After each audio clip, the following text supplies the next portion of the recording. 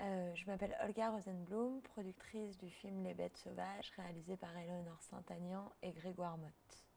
Donc, bonjour Olga.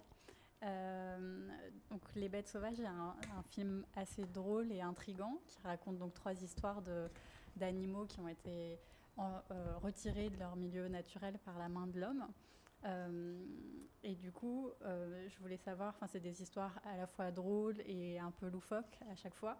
Et je voulais savoir si tu pouvais nous raconter un peu comment les réalisateurs étaient tombés, enfin, avaient eu vent de ces histoires et avaient eu ensuite envie de les mettre en image.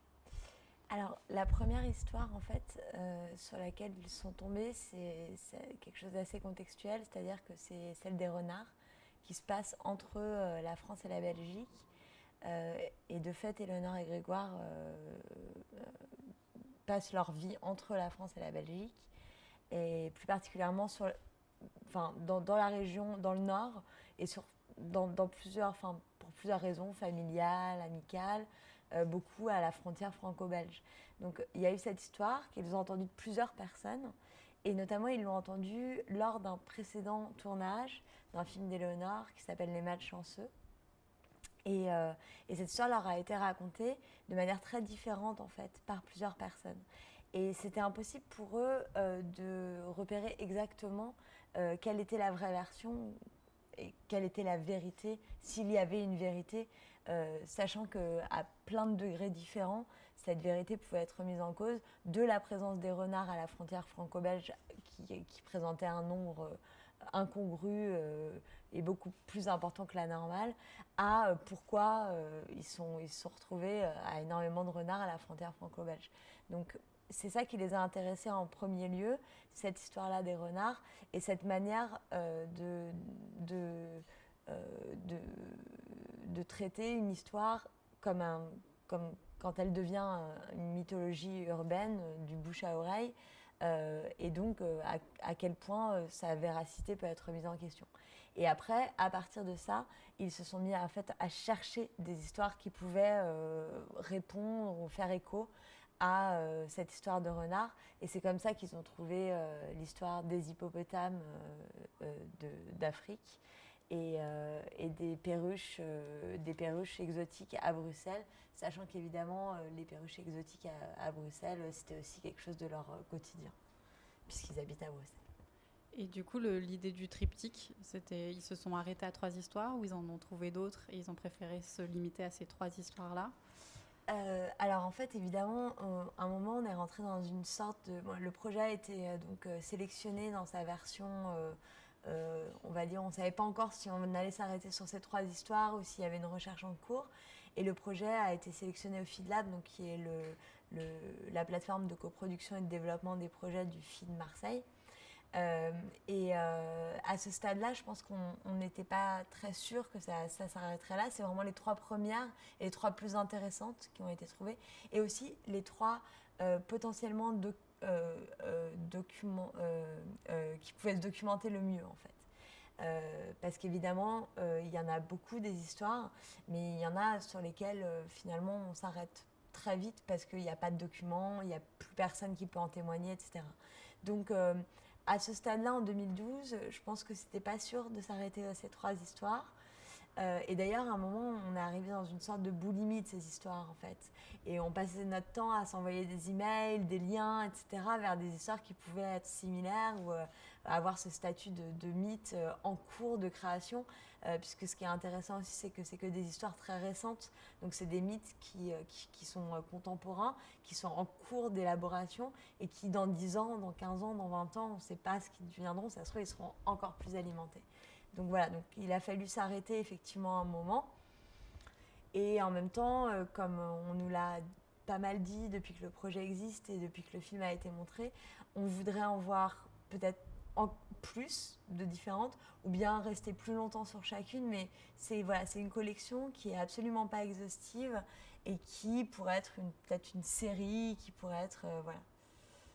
Ok. Et du coup, pour des questions de production, autant les deux premières histoires se passent proches de chez nous, donc à Bruxelles et puis à la frontière franco-belge. autant la troisième est censée se passer en Colombie. Je pense savoir que vous n'êtes pas allé tourner en Colombie, mais du coup, est-ce que tu peux nous raconter un peu comment vous avez imaginé ce tournage fictif dans une Colombie dont tu vas révéler le lieu très vite, et un peu du coup peut-être ces contraintes de production, qu'est-ce qu'elles ont entraîné chez les réalisateurs en termes d'imaginaire et de créativité? Alors, donc effectivement, la partie colombienne du film se passe à Annecy, sur le lac d'Annecy, grâce au soutien de l'École des Beaux-Arts d'Annecy d'ailleurs, qui a vraiment accueilli le projet et ce tournage. En fait, à l'origine, on voulait aller tourner en Colombie et on aurait pu décider que des financements qu'on a alloués à certaines choses du film, notamment la post-production, tout un tas d'objets qui ont été créés pour le film, etc. C'est des budgets finalement qu'on aurait pu très bien déplacer sur un voyage en fait. Si ça avait été un voyage pour tous les deux, on aurait pu le financer en fait. Parce que bon, ils tournent beaucoup en autonomie, ou quand ils tournent avec une équipe, c'est pour des besoins particuliers d'un traitement à un moment. Mais bref, en fait, c'est eux qui ont vraiment choisi en fait que cet exotisme reste pas loin d'eux, et surtout dans des endroits où ils ont l'habitude de produire avec des gens avec qui ils ont l'habitude de produire en fait. Et c'est un peu ça aussi, ce projet, c'est de dire, c'est cette question de la vérité, de la véracité, des limites de la fiction et du document, etc.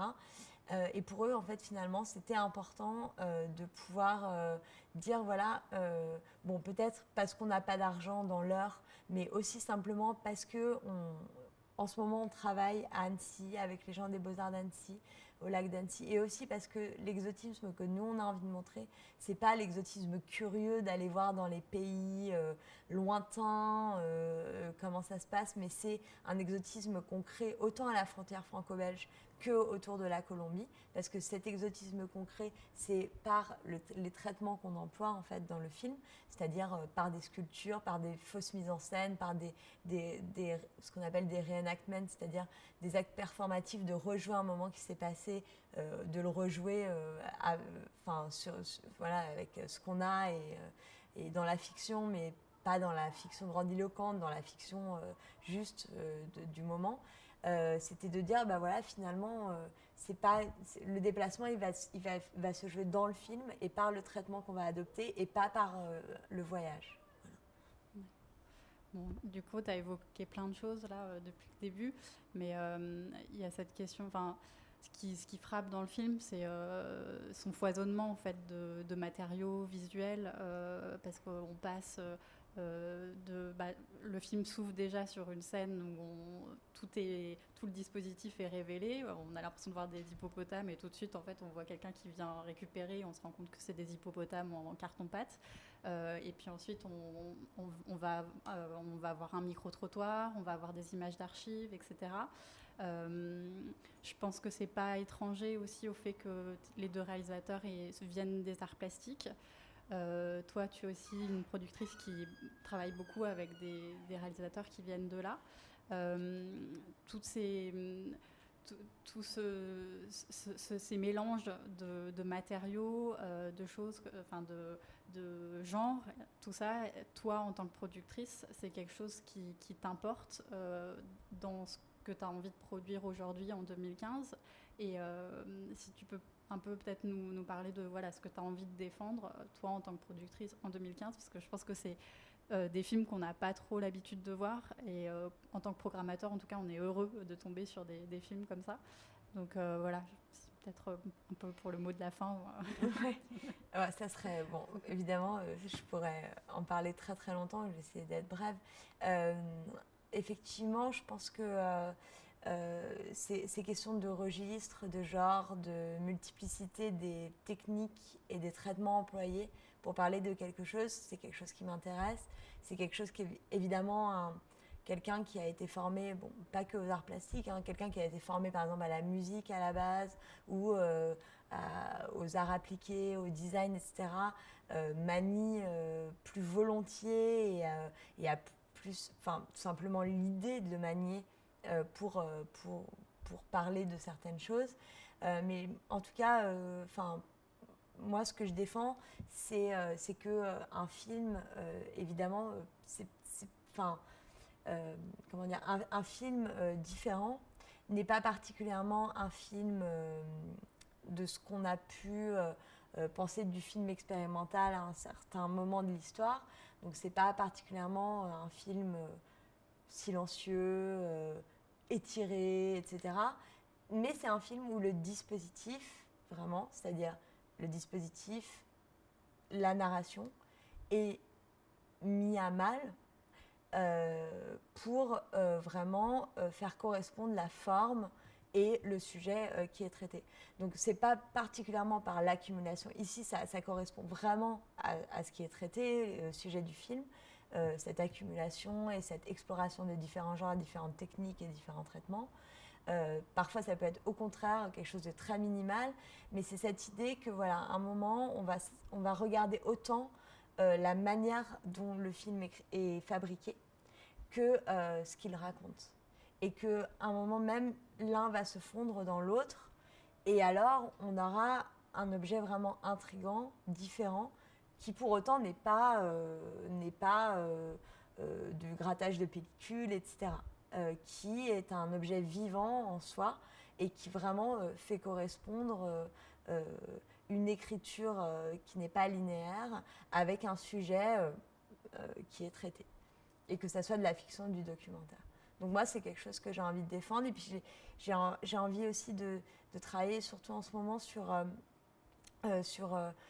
la possibilité de produire des films et de fabriquer des films dans des conditions différentes, avec autant dans l'organisation, dans les financements, dans les moyens de production, mais aussi dans ce qu'il renferme, notamment en termes d'empathie, c'est-à-dire de ne pas toujours valoriser avant tout les valeurs de sympathie ou d'antipathie des personnages et de l'histoire, etc., mais d'essayer d'un peu faire rêver ou faire découvrir ou être engagé sur des terrains différents au niveau des sujets et des traitements. Voilà. Merci, Olga.